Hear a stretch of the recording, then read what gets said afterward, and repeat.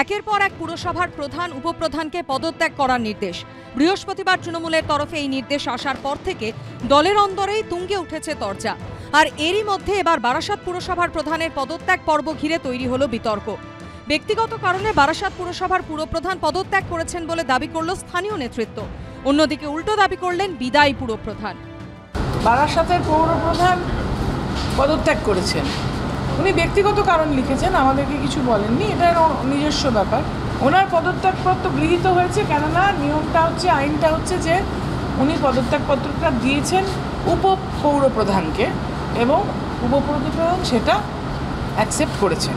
আমার যিনি সাংগঠনিক জেলার সভাপতি, তিনি সকালবেলা আমাকে ফোন করে বললেন ওর কাছে নির্দেশ পাঠানো হয়েছে দলের উপরতলা থেকে যে আমি যেন ভাইস চেয়ারম্যানের কাছে রিজাইন করি। ভাইস চেয়ারম্যানের কাছে আমি তো রেজিগনেশনটা দিলাম। এই চাপানুতরের মাঝেই বৈঠক ডেকে নতুন পুরপ্রধান কে হবেন তার সিদ্ধান্ত নিয়ে ফেলেছে দল। তার ব্যক্তিগত কারণে আজকে তিনি পদত্যাগ করেছেন। কয়েক ঘন্টার নোটিশে আমরা এসডিও এবং ডিএম এর পারমিশন নিয়ে আমরা আজকে বোর্ড মিটিং ডাকি। বোর্ড মিটিংয়ে আমি প্রিসাইড করি এবং আমি নতুন চেয়ারম্যান হিসাবে শ্রী সুনীল মুখার্জিকে আমরা নির্বাচিত করি। বারাসাতের সাংসদ কাকুলি দেবী বলছেন তিনি ব্যক্তিগত কারণে তিনি ইস্তফা দিয়েছেন দলের কাছে, ভাইস চেয়ারম্যান তাপসদাস গুপ্ত কাছে। আবার অসীম মুখার্জি বলছেন তিনি দলের নির্দেশে তিনি ইস্তফা দিয়েছেন। তাদের মধ্যে দ্বন্দ্বটা এমন এক জায়গায় রয়েছে, আসল সত্যটা কিন্তু স্বীকার করছেন না। বারাসাত পুরসভায় যখন এই পরিস্থিতি, তখন উত্তর 24 পরগনায় আর এক পুরসভায় আবার পুরপ্রধানকে পদত্যাগের জন্য ডেডলাইন বেঁধে দিল দল। বৃহস্পতিবার বনগাঁ পুরসভার প্রধান গোপাল শেঠকে পদত্যাগ করার জন্য নির্দেশ দেওয়া হয় দলের তরফে, কিন্তু এরপরও তিনি পদত্যাগ না করায় এবার সময় বেঁধে দিয়ে কড়া ব্যবস্থা নেওয়ার কথা বলা হলো। এই নিয়ে শনিবার কাউন্সিলরদের সঙ্গে বৈঠকও করেন বনগাঁর তৃণমূল জেলা সভাপতি। আগামী 7 দিনের মধ্যে অর্থাৎ 15, 11, 25 তারিখের মধ্যে পদত্যাগপত্র যথাস্থানে প্রদান করে দলীয় নির্দেশকে মান্যতা দেবেন, অন্যথায় দল আপনার বিরুদ্ধে কঠোর পদক্ষেপ গ্রহণ করতে বাধ্য থাকবে। এই চিঠিটা ওনার কাছে আজকে পাঠানো হচ্ছে। 22টা ওয়ার্ডের মানুষ যেন পৌর পরিষেবা থেকে বঞ্চিত না হয় এবং বনগাঁর মানুষ যেন পৌর পরিষেবাটা পায়, নাহলে কিন্তু আন্দোলন কোথাও থেমে থাকবে না।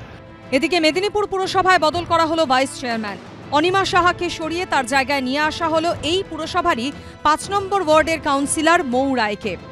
আমাকে ডেকেছেন, আমাকে বসিয়েছেন, আমি দল বলেছে, আমি এসে বসেছি, মানে আমি এর বেশি কিছু বলতে পারবো না। পরিবর্তনটা হঠাৎ করে নয়, যে পৌরসভাগুলো মানুষের পরিষেবা সঠিকভাবে পৌঁছাতে পারছে না বা পাচ্ছিল না, সেই সমস্ত পৌরসভার উপর দলের একটা লক্ষ্য ছিল। এদিকে দুর্গাপুর পুরসভার প্রশাসক মণ্ডলীতেও হলো বড়সড় রদবদল। প্রশাসক মণ্ডলীর 5 জন সদস্যের মধ্যে সরিয়ে দেওয়া হলো 3 জনকে। অমিতাভ বন্দ্যোপাধ্যায়, দীপঙ্কর লাহা ও রাখি তিওয়ারিকে সরিয়ে দেওয়ার সিদ্ধান্ত নিল তৃণমূল। আপাতত কাজ চালাবেন অনিন্দিতা মুখোপাধ্যায় এবং ধর্মেন্দ্র যাদব। কারণ তো জানি না, দল যেটা ভালো বুঝেছে, দল হয়তো অনেক টিভিতে দেখলাম যে অনেক পৌরসভা এতে হয়েছে, এখানেও দুর্গাপুরও মনে করেছে, দুর্গাপুরও ওটা করেছে।